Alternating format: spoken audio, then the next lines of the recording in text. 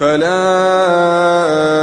أقسم بما تبصرون وما لا تبصرون إنه لقول رسول كريم وما هو بقول شاعر قليلا ما تؤمنون ولا بقول كاهن قليلا ما تذكرون تنزيل من رب العالمين. الحمد لله والصلاة والسلام على رسول الله وعلى آله وصحبه ومن والاه. رب اشرح لي صدري ويسر لي أمري واحلل عقدة من لساني يفقه قولي. Toute la louange appartient à Allah, Seigneur de l'univers, que les bénédictions soient sur Mohammed ainsi que sur sa famille et ceux des compagnons qui les auront suivis dans le droit chemin. Ô Seigneur, ouvre ma poitrine, facilite-moi cette affaire, délie de ma langue mon nœud, afin qu'il puisse comprendre mes paroles. Ceci est donc la vocation de Moïse, que la paix soit sur lui dans le Coran. Ceci dit, aujourd'hui, par la permission d'Allah, le Très-Haut, nous allons traiter d'un sujet bien précis qui se nomme en arabe هل القرآن جاء من عند الشيطان على حسب الأناجيل الأربع, qui signifie est-ce que le Coran est-il venu ou nous est-il parvenu de Satan, et ce selon les 4 évangiles. Avant de rentrer dans ce sujet, Inch'Allah, nous allons extraire des paroles de Jésus dans l'évangile de Marc et de Matthieu une règle, ou plutôt 2 règles bien précises, et nous allons les appliquer en toute logique au Coran. Replaçons un petit peu les choses dans son contexte. Lorsque les hypocrites parmi les scribes juifs ont accusé Jésus de chasser les démons, car le fait de chasser les démons faisait partie des miracles que Dieu a donnés à Jésus afin de prouver sa prophétie, et chasser les démons, eh bien, ils l'ont accusé de chasser les démons par le pouvoir de Satan, et plus précisément par le pouvoir de Belzébul, qui était chez les Juifs le prince des démons. Nous retrouvons cette histoire dans l'évangile de Marc, chapitre 3, versets 32 à 33. Donc je lis le verset. Et les scribes qui étaient descendus à Jérusalem dirent il est possédé par Belzébul, c'est-à-dire le Christ. C'est par le prince des démons qui chasse les démons. Jésus les appela alors et leur dit, sous forme de parabole, comment Satan peut-il chasser Satan? Nous retrouvons ce récit dans l'évangile de Matthieu, chapitre 12, versets 24 à 26, à la différence que Jésus dit cette fois, si Satan chasse Satan, il est divisé contre lui-même, comment donc son royaume subsistera-t-il?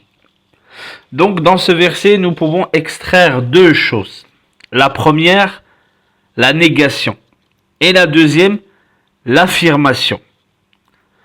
Car toute négation appelle forcément ou oblige forcément la personne qui opte pour cette négation à forcément prendre le contraire de cette négation, à affirmer son contraire. Donc la première chose, c'est la négation. Jésus leur répond par la négation. Comment Satan peut-il chasser Satan? Donc c'est une négation. C'est une négation, c'est une parabole pour leur faire comprendre que Satan ne peut détruire lui-même son propre royaume. Comment moi, je peux chasser les démons par le prince des démons? Donc c'est Satan qui se combat contre lui-même, et ceci est quelque chose d'impossible d'après cette parole de Jésus. Donc la première des choses, il y a la négation que Satan puisse se chasser lui-même. Et la seconde chose, c'est l'affirmation. Car lorsque Jésus dit comment Satan peut-il chasser Satan, cela implique qu'il affirme qu'il ne chasse pas les démons au nom ou par le pouvoir de Satan, mais par le pouvoir de Dieu, et que ses paroles et ses actes sont le reflet de la volonté de Dieu. Donc, c'est la règle que nous allons extraire de ce ou de ces 2 versets. En parallèle, Inch'Allah, par la permission d'Allah, nous apportons ici le commentaire de John Nelson Darby, qui est un célèbre théologien protestant du 19e siècle et qui connaissait plus de 6 langues, parmi elles l'hébreu, le français, l'anglais, l'allemand, l'italien et le grec ancien. Donc c'est un grand théologien de grande renommée qui a traduit la Bible dans plusieurs langues. Bien, il dit sur ce verset, plus précisément Matthieu 12, 24-26, Jésus démontre l'absurdité de ce qu'ils avaient dit. Satan ne détruira pas son propre royaume. Donc sur ce fait, nous devons être d'accord. Et plus précisément, les chrétiens, car les chrétiens sont ceux qui se réclament être les adhérents ou les adeptes du Christ. Et puisqu'ils sont les adhérents et les adeptes du Christ, d'après leur dire, bien, il leur est obligatoire de suivre ce raisonnement que nous venons d'extraire, ou ces deux raisonnements que nous venons d'extraire de ces deux versets de la Bible. Tout comme Jésus le dit lui-même, celui qui ne m'aime pas ne garde point mes paroles. Et la parole que vous entendez n'est pas de moi, mais du Père qui m'a envoyé. Jean chapitre 14, verset 24. Donc Jésus est catégorique sur le fait qu'il faille le suivre. Il le dit lui-même, je suis le chemin, la vie et la vérité. Personne ne va au Père si ce n'est par moi. Et d'autres versets qui vont dans ce sens, car Jésus ne parlait pas de lui-même et n'accomplissait pas les miracles de lui-même, mais par la volonté de Dieu. Tout comme cela est mentionné également dans le Coran, bi'idnillah, par la permission d'Allah. Donc à partir de cela, à partir de ce fait, Satan ne peut pas se détruire lui-même. Il ne peut pas lui-même appeler à sa propre destruction, car il est justement parmi ses causes, parmi les choses qui le caractérisent, il est justement celui qui cause la perte. Il est justement celui qui pousse l'homme à sa propre perte. Donc, il ne serait pas assez idiot, passez-moi l'expression, pour se mettre lui-même dans une situation de danger, lui-même causer sa propre perte. Et c'est pour cela que Jésus parle de cette parabole et utilise la logique ici, car c'est une manière de faire comprendre à ces scribes, n'avez-vous pas utilisé votre logique dans cette chose? Nous entendons bien souvent de la part des chrétiens l'utilisation de certains versets de la Bible bien précis, comme dans le Deutéronome, dans l'Ancien Testament, également dans le Nouveau Testament et dans les lettres de Paul, qu'il y a des faux prophètes. Et que ces faux prophètes parfois sont trompés par des lumières ou par ce qu'ils pensent être des anges de lumière et qui sont en vérité des démons, ou par ce que l'on pourrait appeler, plus communément parlant, par des agneaux, ou plutôt des loups déguisés en agneaux. Et donc à partir de ce principe, bien, ils accusent les musulmans, l'islam et le Coran, de manière générale, de ne pas être Dieu. Donc si il n'est pas de Dieu, bien forcément, il est de Satan, car les gens sont divisés en deux catégories, ce qu'on appelle Ibadur Rahman ou Ibadur Shaitan. Les alliés ou les adorateurs du miséricordieux de Dieu et les adorateurs et les suiveurs de Satan. Donc à partir de ce principe de Jésus, bien nous allons le prendre, le mettre en pratique et l'appliquer tout bonnement sur le Coran. Donc comment l'appliquer sur le Coran? Bien, nous allons lire ce que dit le Coran à propos de Satan. Allah dit dans le verset de la sourate 23, verset numéro 97, فَإِذَا قَرَأْتَ الْقُرْآنَ فَاسْتَعِذْ بِاللَّهِ مِنَ الشَّيْطَانِ الرَّجِيمِ. Et dit Mohammed, Seigneur, je cherche ta protection contre les incitations de Shaitan. Seigneur, je cherche ta protection, ici plus précisément, le verset dit exactement, lorsque tu lis le Coran, ô Mohammed, demande la protection d'Allah contre le diable banni. Ou également le traduit Rajim par lapidé. Il est à savoir que dans la langue arabe, Shaitan vient d'une racine qui vient de 3 lettres, Shin, Ta, Nun, Shaitana, qui signifie Ba'idun an rahmatillah, celui qui est loin de la miséricorde d'Allah. Donc Allah dit dans ce verset, et lorsque tu lis le Coran, Mohammed demande la protection d'Allah contre le diable, le lapidé, le banni, celui qui s'est retrouvé humilié. Également, Allah dit dans le verset 34 de la sourate numéro 2, la vache, وَإِذْ قُلْنَا لِلْمَلَائِكَةِ اسْجُدُوا لِآدَمَ. Lorsque nous demandâmes aux anges de se prosterner devant Adam, فَسَجَدُوا إِلَّا إِبْلِيسَ أَبَى وَاسْتَكْبَرَ وَكَانَ مِنَ الْكَافِرِينَ. Ils se sont tous prosternés, à l'exception de Iblis, qui est le nom de Satan dans le Coran, qui s'est refusé, enflé d'orgueil et qui fut parmi les mécréants et qui est même la tête de la mécréance car il invite à la mécréance. Donc Allah montre clairement sa mécréance. Allah nous demande de ne pas le suivre. Ya ayyuhalladhina amanu la tattabi'u khutuwati shaytan. Oh vous qui avez cru, ne suivez pas les pas du diable. Inna ash-shaytana lakum aduwwun fattakhidhuhu aduwwa. Certes, le diable est pour vous, est un ennemi, alors prenez-le, considérez-le comme étant un ennemi. Et Allah subhanahu wa ta'ala dit également dans le verset de la sourate numéro 23, verset numéro 98, Allah subhanahu wa ta'ala dit وَقُلْ رَبِّي أَعُوذُ بِكَ مِنْ هَمَزَاتِ الشَّيَاطِينَ.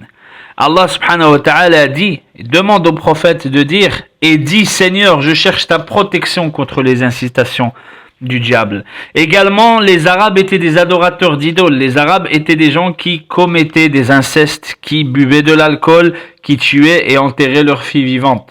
Lorsque le Coran est venu, il a aboli ces pratiques. Il a aboli l'adoration d'autres qu'Allah. Il les a fait revenir au culte pur et saint d'Abraham, que la paix soit sur lui, et de ceux qui l'ont suivi dans ce droit chemin.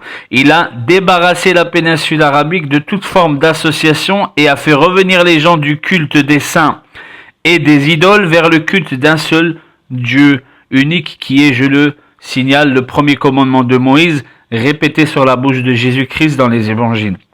Donc pourquoi Satan se détruirait-il lui-même? Également le Coran nous informe que Satan fait partie des gens de l'enfer, que Satan fait partie de ceux qui sont voués à l'enfer, que Satan mène à la turpitude jusqu'à nommer les actes de mal min amali shaitan, comme Allah subhanahu wa ta'ala nomme ce que l'on appelle les jeux de hasard, l'alcool, etc. Allah subhanahu wa ta'ala dit min amali shaitan, car cela provient des œuvres de Satan, c'est une œuvre satanique, car cela mène à la désobéissance de Dieu et à la perversion des mœurs et de la croyance également. Donc à partir de cette règle du Christ, comment le Coran peut-il venir de Satan? Et Satan lui-même se détruit dans ce propre livre, qu'il est censé être l'origine de ce livre. Il se détruit lui-même. Car Allah subhanahu wa ta'ala dans le Coran nous a fait une description de Satan et de ses pièges. Description qu'on ne trouve pas dans la Bible aussi détaillée. Il est même rapporté dans la Sunna, dans la tradition du prophète, d'après le hadith de Jabir ibn Abdillah, qu'Allah se satisfait de lui. Le hadith est rapporté d'après l'imam al-Bukhari wa Muslim. Le prophète alayhi salatu wasalam dit la ta'kulu bishimal fa inna ash-shaytan ya'kulu bishimal. Ne mangez pas par la gauche car c'est shaitan qui mange avec sa main gauche. Et il y a un nombre considérable de hadiths, de paroles du prophète alayhi salatu wasalam sur le fait de faire des invocations contre les démons, de se préserver contre les démons, de faire des bonnes actions pour que Allah nous protège contre les démons, notamment contre Satan, et de dire fréquemment A'udhu billahi minash shaitanir rajim, je cherche protection auprès d'Allah contre Satan, le lapidé, le banni, le maudit. Et donc tout cela est une éducation que l'islam et le Coran nous a donnée, voire même rendue obligatoire.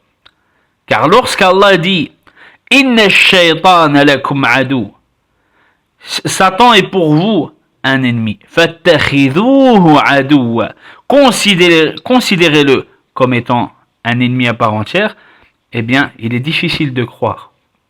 Il est difficile, voire improbable, de croire que Satan serait à l'origine du Coran, et ce, selon cette règle énoncée par Jésus. Cette règle qui concernait deux choses. La première, l'affirmation, la négation. Comment Satan peut-il lui-même se détruire par lui-même, par ses propres actes? Et cela impliquait une affirmation qui était que si cela ne vient pas de Satan, si ce raisonnement est logique, est perceptible, compréhensible de tous, bien alors dans ce cas-là, il est dans votre devoir d'affirmer que la source est autre que Satan. Donc si la source est autre que Satan, bien elle est divine. Elle est divine. Donc ici, si nous mettons en pratique cette parole de Jésus, avec le nombre de descriptions, le nombre de choses, avec le fait que le Coran nous dit que Satan fera partie des gens de l'enfer et tous ces hadiths, ces paroles du prophète qui nous demandent de ne pas faire de telle manière car Satan agit de telle manière, de ne pas, lorsque nous mangeons, de dire Bismillah au nom d'Allah pour ne pas que les shayatines, les alliés de Satan mangent avec nous, etc., etc. Comment une religion qui met tant en évidence Satan, tant en évidence c'est son makr, son kaid, sa khutta, c'est-à-dire son dessein, son but, et qui nous demande de le prendre comme un ennemi, et dont Allah le rabaisse et ne cesse pas de le rabaisser, nous demande de demander protection auprès de lui contre Satan, le lapider, le maudit. Comment cette religion, comment ce livre peut-il venir de Satan? Satan, et je répète les paroles du Christ, si Satan est divisé contre lui-même, comment donc son royaume subsistera-t-il? Je pose la même question aux chrétiens. Comment Satan peut-il chasser Satan? Telle est donc la question. Pour nous, la réponse est évidente. Ce livre vient d'Allah subhanahu wa ta'ala. Allah dit dans la sourate numéro 32, As-Sajda, la prosternation, verset numéro 1 et 2, Bismillahirrahmanirrahim, A'udhu billahi minash shaitanir rajim. Je cherche protection auprès d'Allah contre Satan, le lapidé. Bismillahirrahmanirrahim. Alif Lam Mim. Tanzilul kitab la rayba fihi min rabbil alamin. Ceci est une révélation émanant du Seigneur de l'univers, aucun doute là-dessus. Wa sallallahu wa sallam ala nabiyyina Muhammad wa ala alihi wa sahbihi ajma'in. وإذ قال عيسى ابن مريم يا بني إسرائيل إني رسول الله إليكم مصدقا لما بين يدي من التوراة ومبشرا برسول